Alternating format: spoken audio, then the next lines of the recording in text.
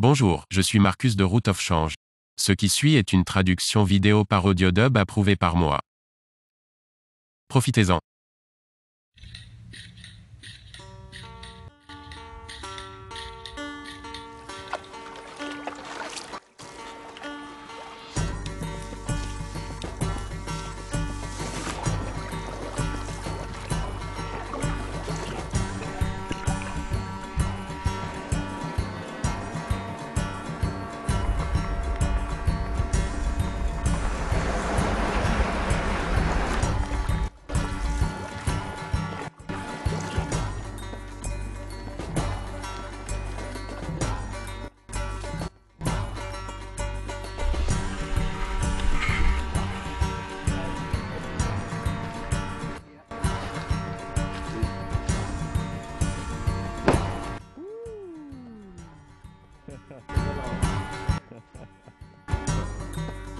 Il est temps de le faire.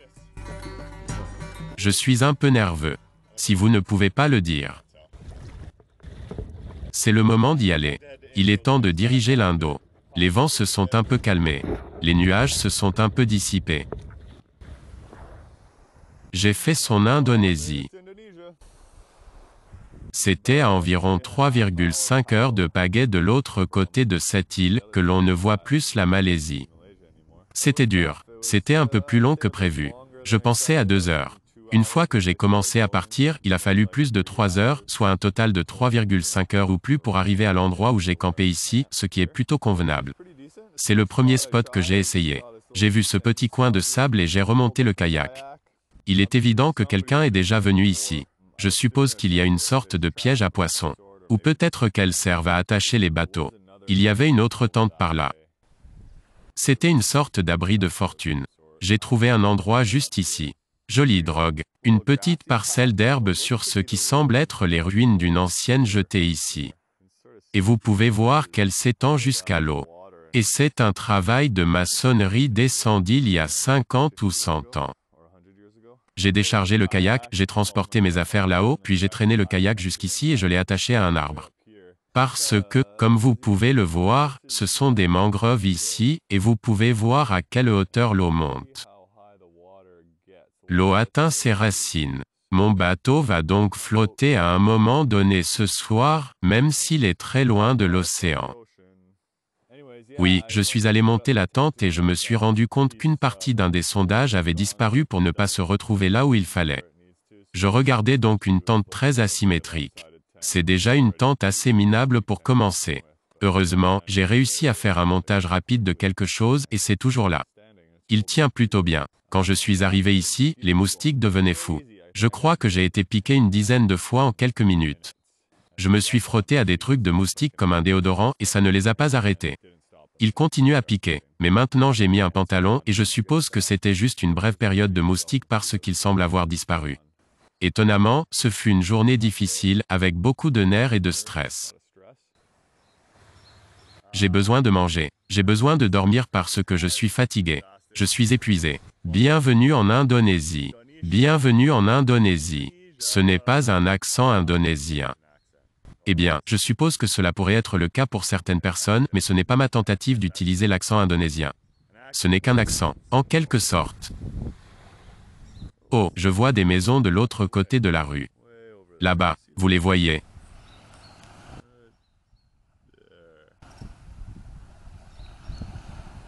Une maison ou deux.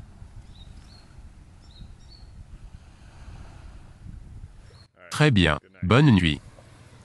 Bonne nuit. J'ai donc réalisé que vous seriez peut-être curieux de savoir ce que j'ai mangé au dîner. J'ai pris une boîte de maquereaux et de sauce tomate, avec des noix, des raisins secs, du ghee et de l'eau. Oh, et j'ai mangé des flocons d'algues coréennes. Oui, c'était vraiment un repas gastronomique. J'ai oublié de mentionner qu'il y a ce qui ressemble à un sentier d'animaux menant dans la jungle depuis ma tente. Il ressemble à un assez gros animal. Il pourrait s'agir d'un humain. Il ressemble plutôt à un tigre de Sumatra, c'est ce que je pensais. J'ai donc fait un peu pipi autour de ma tente en espérant lui faire savoir que c'est mon territoire. Il faut espérer que ce n'est pas son territoire.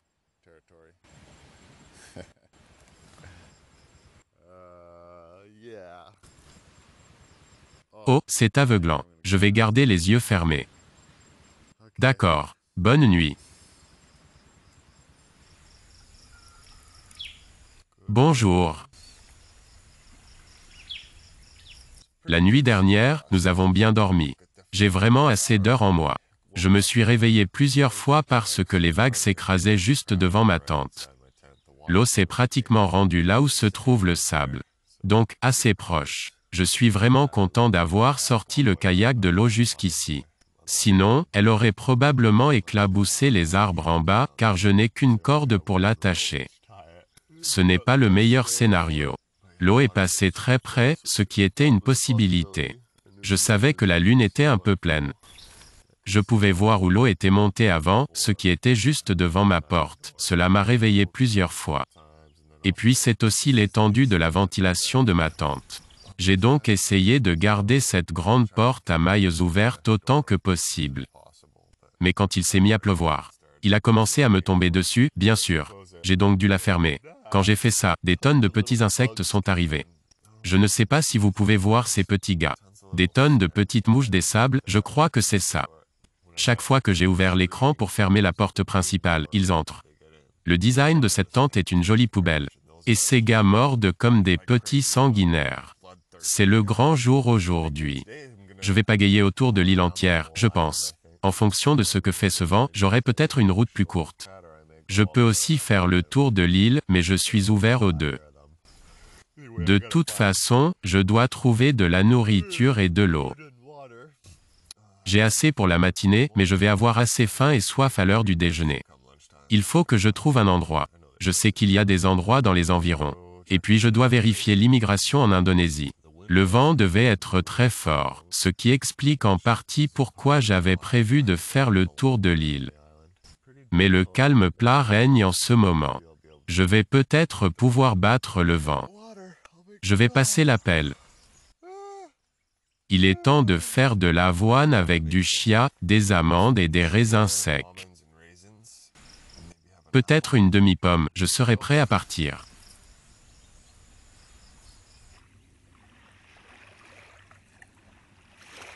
Je suis plein aux as.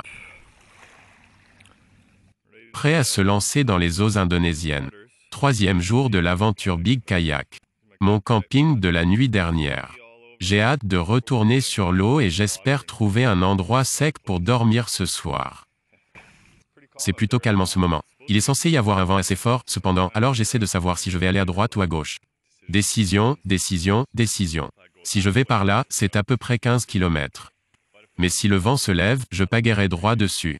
Si je vais dans cette direction sur environ 25 km, je serai protégé du vent jusqu'à ce que j'arrive à environ 5 km.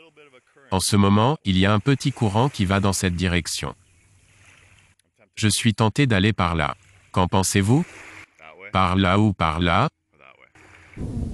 J'ai donc décidé d'aller à droite, et je pense que c'était une bonne décision. Jusqu'à présent, le vent est assez léger et il semble que je pourrais même obtenir un peu de couverture de la terre là-bas. Je vais droit au but et vous pouvez le voir derrière les piliers, à gauche. Plutôt calme. L'océan est vraiment calme en ce moment, surtout parce que je pense que la majorité du vent vient de derrière cette terre, que j'aurais pu rencontrer si j'étais passé de l'autre côté. Mais en gros, j'ai mis le kayak à l'eau. Il a commencé à se diriger vers la droite, alors j'ai décidé d'aller vers la droite. Parfois, c'est comme ça que je prends mes décisions. Je laisse la nature décider pour moi. Généralement plus spécifiquement en ce qui concerne les prévisions météorologiques et la pluie et quelles que soient les conditions dans lesquelles je me trouve. Mais c'était en quelque sorte plus subtil. Une subtile allusion de la nature me disant d'aller à droite. Je suis heureux. Êtes-vous heureux? Parce que j'ai reçu une pomme Pacific Queen de Nouvelle-Zélande. Ils sont en fait assez bons. Je fais beaucoup plus confiance aux pommes de Nouvelle-Zélande qu'aux pommes de Chine car elles sont l'un des fruits les plus fortement pulvérisés. Et je suis sûr que la Chine a créé ses propres types de sprays. Oui, la Nouvelle-Zélande, probablement.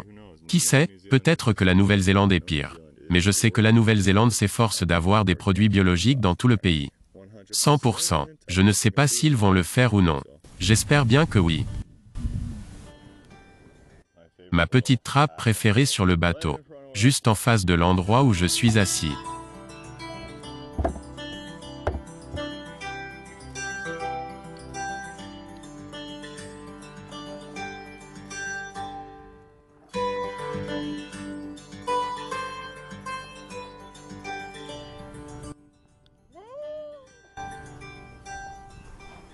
De belles falaises rouges. On dirait qu'il récupère un peu de mer là-bas ou qu'il réclame.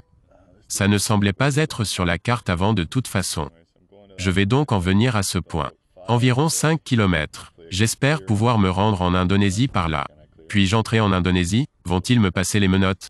Vont-ils m'arrêter? Me feront-ils signe? Me regarderont-ils avec curiosité? Oui, absolument. Me laisseront-ils entrer? Je pense que oui. Comment ne pas laisser entrer ce type?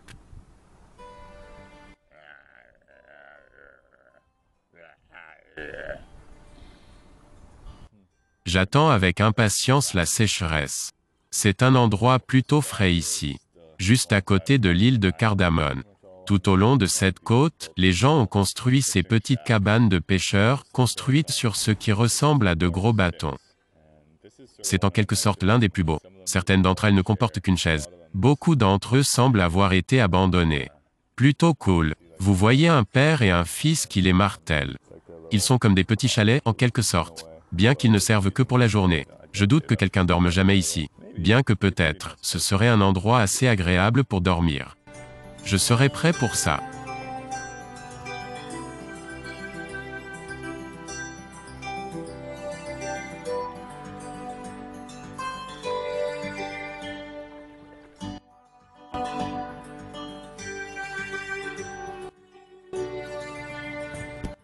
Le voilà, Karimoun, j'ai remonté le kayak, juste au terminal où je pouvais dire aux gens de passer par l'immigration et la douane. Il y a comme un signe de départ et d'arrivée. Il n'y avait nulle part où amener le kayak en toute sécurité sur la terre ferme et il n'y avait pas non plus de bon endroit pour l'amarrer. Alors je l'ai juste attaché à cette vieille échelle miteuse, clouée ensemble, un morceau de merde.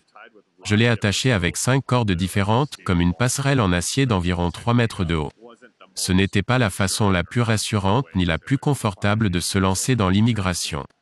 Cela a fonctionné. Il a tenu mon poids. J'ai fait en sorte de tenir pour mettre mes pieds là où il y avait des clous sur ce truc. Je suis monté sur l'échelle. Heureusement, il n'y avait pas d'autres bateaux. Il n'y a qu'un seul agent de l'immigration au téléphone. Il ne m'a même pas remarqué. Je me suis approché jusqu'à ce que je me dise « Bonjour ». Il m'a regardé comme quoi? D'où venez-vous? Que faites-vous? Je me suis dit « Oh, je fais du kayak depuis la Malaisie ». Il était du genre, sérieusement? Il a regardé en bas et a pu voir mon kayak applaudir près du quai du ferry. Et il était très méfiant. Curieux, il était enthousiaste. Les plus jeunes du coin se demandaient « Quoi? Vous venez de Malaisie en kayak ?» Oui, je lui ai donné mon passeport. Je lui ai dit que j'avais un visa indonésien. Je lui ai également montré ma lettre de soutien de Gore Jones. Merci, Gore, mon pote, qui est au Parlement au Canada. La première chose qu'il a fait a été d'être appelé son supérieur. Pendant ce temps, tous les capitaines de ferry venaient et prenaient des photos avec moi, les enfants prenaient des photos. Je leur ai montré mon site web.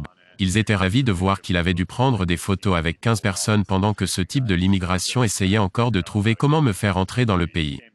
Il est revenu au bout d'un certain temps et a déclaré « Nous ne pouvons pas accepter les yachts et les kayaks ici. Juste pour que vous le sachiez. » Et je lui ai répondu « Oh, vraiment? D'accord. Je n'ai pas vraiment fait d'histoire. Je n'ai pas dit grand-chose à ce moment-là. Je souriais juste et je me disais « Ok, bon, je crois que j'ai juste eu du mal à le faire. » Je pensais que leurs options étaient plutôt minces.